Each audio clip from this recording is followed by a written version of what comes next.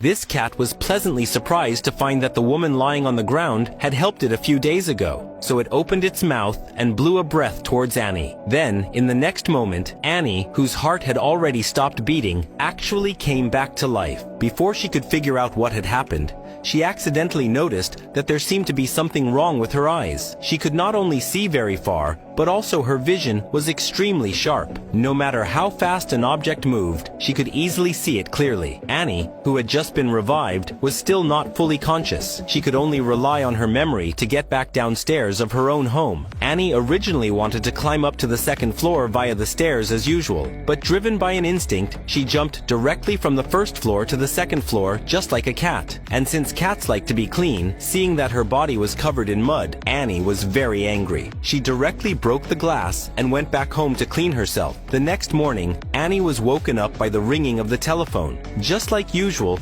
she wanted to get out of bed to answer it, but she fell off the shelf instead. Looking at the messy state of the room, Annie was very puzzled. Apparently, she had lost the memory of the previous night. However, she remembered that she had saved this cat before, so Annie sent the cat back home according to the address on its collar. The cat's owner was very shocked because this cat rarely got close to humans, and it was not an ordinary cat either. It came from an ancient temple in Egypt and was rumored to be the pet of the moon goddess, responsible for helping the goddess select kind and pure women to become her messengers. However, in this era, kind and pure women were already very rare, but Annie was one of them. In order to verify this guess, the cat's owner took out catnip and threw it to Annie.